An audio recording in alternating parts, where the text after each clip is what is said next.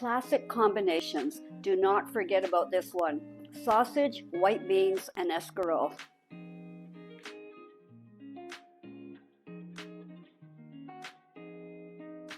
Can't wait to dig in. The aroma is amazing, and I know it's going to taste delicious. The pasta is perfectly al dente. The richness from the beans, the spiciness from the sausage, and the wonderful escarole, a real treat. I hope you try this really soon. And if you like what you see, don't forget to subscribe if you're not already one of our subscribers. Hi, Cook With Me, I'm Stella V, and thank you for joining me today. Tonight we're going to be making a wonderful one-pot pasta dinner. And a one-pot dinner is a fabulous way to get dinner on the table in a very quick and easy way. And with a few simple ingredients, you'll have a delicious meal. Tonight's pasta dish was inspired by the leafy green you see in front of me. And this is escarole. If you've never tried escarole, it is a member of the endive family, and it's a really tasty green. It's used in Italian cooking. I don't always find it at the grocery store, but when I do, I make sure I grab a bunch. It's usually near the lettuce, the leafy green lettuce. And escarole marries perfectly with sausage and white beans. There's a version where you can make a soup with a white bean, escarole, and sausage, and it's a heartwarming soup. Lovely, delicious, fabulous. But tonight, we're going to be using it with a pasta, and I'm using a small shell. The other classic combination is using it with orecchiette pasta, but any small pasta will work with this dish. I wanted to take this moment to thank all my subscribers. We love having you on board, and we love hearing from you. In the new year, we'll be filming from Ajijic, Mexico, and I look forward to having you join us there.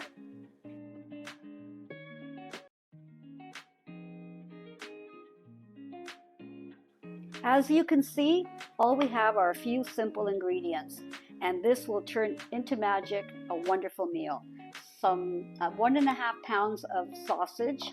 I use hot Italian sausage, but you can use mild hot or a mixture of the two. I've removed the casings, and that's ready to be sautéed. My small pasta, any small pasta will do.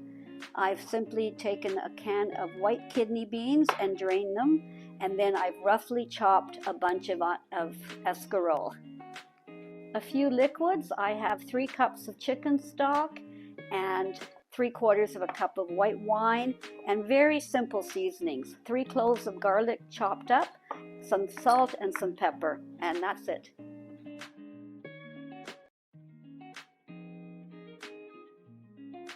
We're just going to add about 3 tablespoons of olive oil to the bottom of the pot, and I've hit sauté. We're going to give the olive oil just a minute to heat up, and when it's shimmering, we'll be adding the sausage meat. You want to wait until the oil is hot, and then you add in the sausage, and you can hear that sizzle, and you simply use a wooden spoon to break up the sausage meat.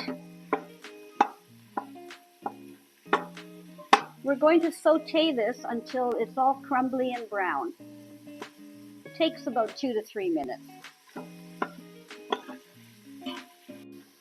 It's now starting to brown, and as it browns, it's broken up into smaller pieces.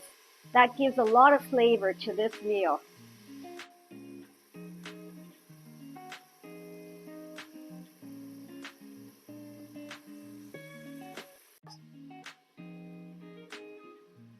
That's just been a couple of minutes, and as you can see, the sausage is ready for the next additions. And right now we're going to add the escarole. The escarole is, as I said, part of the endive family. And when it's raw, it has a slightly bitter taste, but that bitterness smooths out and it reduces quite a bit when it's cooked down. We're going to give everything a good stir. And we're also going to add our 3 cloves of chopped garlic. We've added the 3 cloves of chopped garlic, and we're giving everything a nice stir. The escarole will continue to cook down, and it reduces quite a bit, just like spinach would do. And actually, if you can't find escarole, spinach or kale would be a good substitution. As you can see, the escarole is reducing down, releasing liquid, and the aroma that it is emitting is just so delicious. Certain combinations are just marriages made in heaven, and escarole sausage and white beans is one of those combinations. We're now ready to add some salt and pepper, and we'll deglaze the entire pot with some white wine.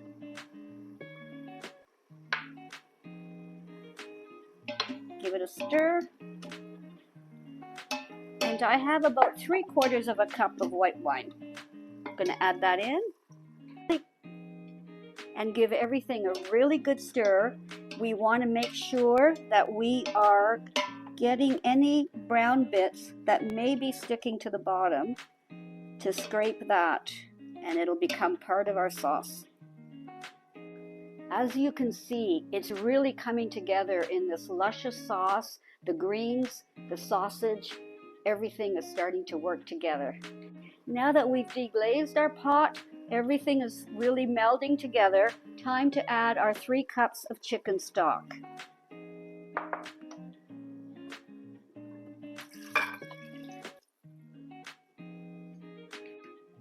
And that is how simple this dish is. We're going to add our pasta. We're not going to stir it again. It's really important to just dump in our pasta and then use a wooden spoon to just submerge most of it. And I'm just pressing it down gently. I'm not stirring the bottom at all.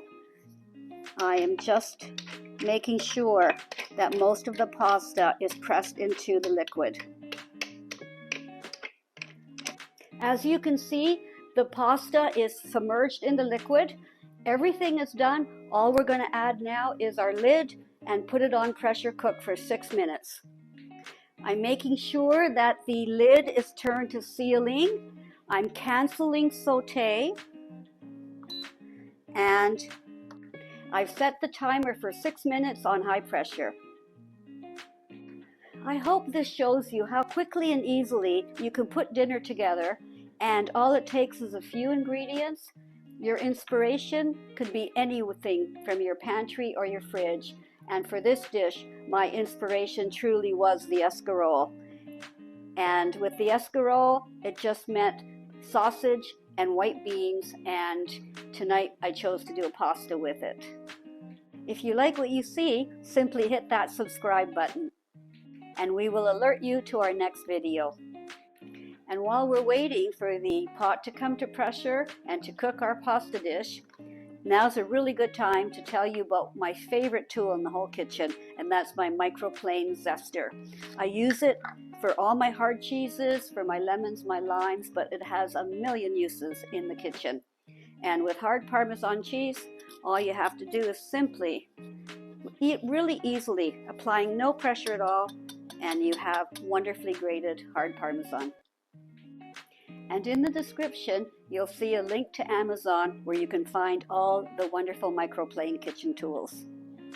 I hope you're enjoying our videos, and I really hope that you're following along and making some of these dishes for your family and friends. It really is a simple way to take classic recipes, put them in an Instant Pot, and in minutes you have dinner on the table. And now the 6 minutes of pressure cooking is finished. And we're going to give it 1 minute before we finish releasing the rest of the pressure. Now that a minute has passed, I'm going to release the valve, and the rest of the steam will now release.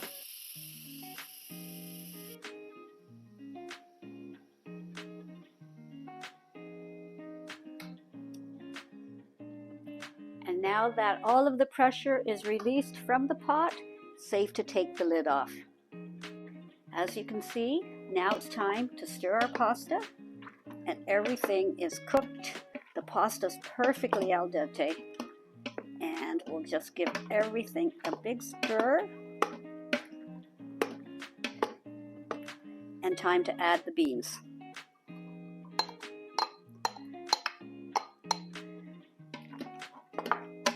If we added the beans at the beginning of the pressure cook, they would be overcooked, and that's the reason we add them at the end, as canned beans are already soft. And we give it a few minutes. The beans will warm up with the rest of the meal. It's on keep warm, so everything is just continuing to meld together, the flavors. And now it's time to grate some Parmesan cheese in there, freshly grated Parmesan, and we'll give it another good stir, and it's just about ready to be plated. How truly simple is that? And before us, in just a few minutes, we have a delicious one-pot pasta dish. Fabulous dinner for your family, for company. Absolutely wonderful. Our final garnish, because everybody knows you can never have too much Parmigiano Reggiano. And the wonderful escarole, a real treat. I hope you try this really, really soon. Hi, come cook with me because I'm Stella V. And if you like what you see, hit subscribe, leave a comment, tell me that you subscribed, and I'll reply.